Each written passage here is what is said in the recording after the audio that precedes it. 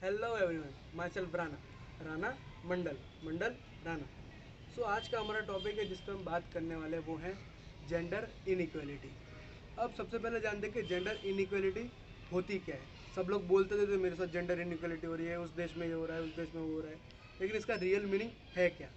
तो gender inequality का मतलब ये होता है कि दो लोगों के बीच में एक दीवार बनाना, असली में नहीं, हाँ असली में नहीं, इमेजनरी वॉल, एक imaginary wall banana on the basis of their gender, कि वो मेल है, वो फीमेल है, वो ट्रांसजेंडर है। उसको इस नज़र से देखो, भाई वो तो मैन है, उसको ऊंची नज़र से देखो। और ट्रांसजेंडर उसको देखो ही मत, वो तो है ही नहीं कोई पार्ट। तो ये जेंडर इनइक्वालिटी इसको कहते हैं। हमारे इंडिया की ये बहुत बड़ी एक प्रॉब्लम है। बाकी देशों में ये ज़्यादा नहीं है, लेकिन इंडिया में बहुत है, 47%। अब 135 करोड़ का 47% निकालो, 6 करोड़ समथिंग। भाई कॉमर्स वाला है, इतना तो आता ही है। तो इतने फीमेल्स के साथ ये जेंडर इनइक्वालिटी होती है मेंस के कंपैरिजन में।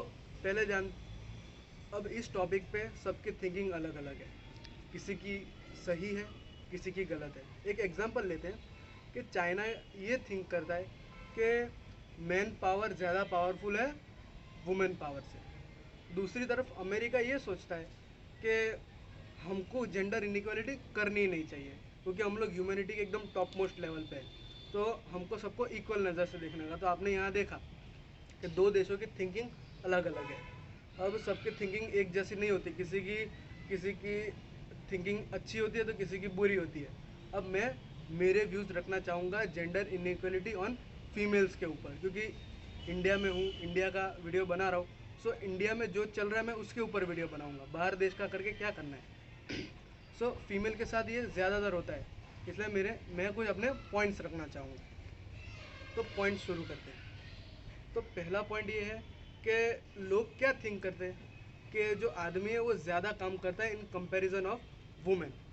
कि आदमी गया बाहर काम करने, थका हारा आया, बोलता है मैं थक गया, मेरे से कोई काम नहीं हो रहा, अब तुम ही सब कुछ ला के दो। तो ये इनइक्वलिटी जैसा ही हुआ ना, क्योंकि उसने सिर्फ अपना देखा, लेकिन जो घर में उसने काम किया वो, अब वुमेन क्या काम कर रही है, घर के अंदर आटे फेरे मारते रहती है, किचन में काम करती है, बच्चों को संभालती है, सास ससुर होंगे उनको संभालती है, बाकी सारे जो हाउस होल्ड वर्क होते हैं वो करती है। वो सब करने के बाद वो फ्रस्ट्रेटेड थोड़ा फीलिंग करती ही होगी, उसको भी थकान होती है।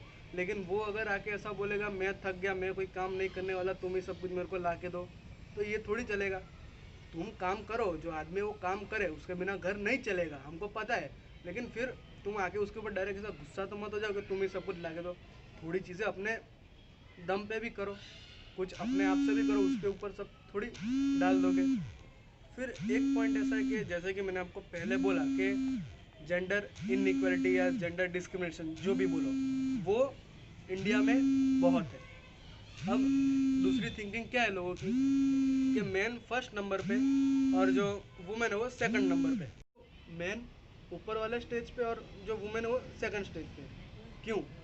आदमी चलो काम करता है, लेकिन जो आदमी घर पर नल्ला बैठा रहता है, कोई काम भी नहीं करता, तो भी उसको दुनिया टॉप मोस्ट पे रखेगी और वुमेन को सेकंड पे रखेगी। भले उसमें जितनी भी नॉलेज हो, भले उसमें जितनी भी कैपेबिलिटीज़ होगी, वो काम कर सकती है, घर के नहीं, घर के भी करेगी, बाहर के भी कर सकती है, फिर भी उसको सेकंड नंबर पे ही रखा जाता है। क्यों? तो क्यों उनको ये अपॉर्चुनिटीज़ नहीं मिलती?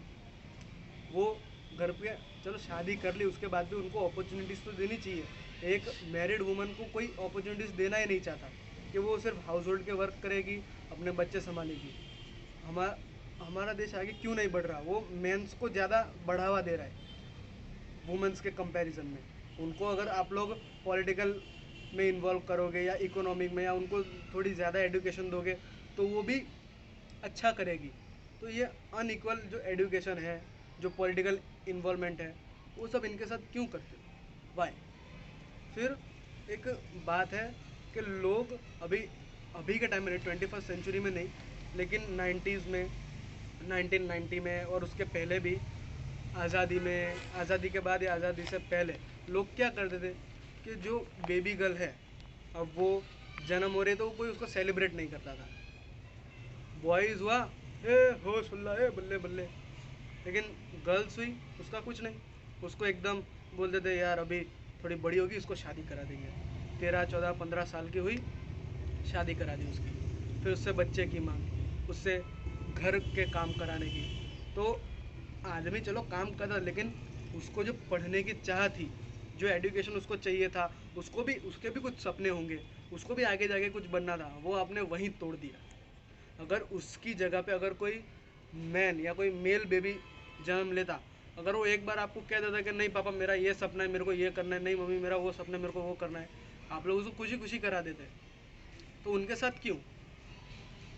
तो ये कुछ थिंकिंग्स है जो हमारे इंडिया में लोग करते हैं जेंडर इनइक्वालिटी के नाम पे फीमेल्स पर। अब थोड़ा टॉपिक से थोड़ा बाहर जाते हैं। अब हम लोग ये सोचते हैं कि हमने सोसाइटी के तो इनइक्वालिटी देख लिए, लेकिन हमारे घर में भी इनइक्वालिटी होती है। कैसे?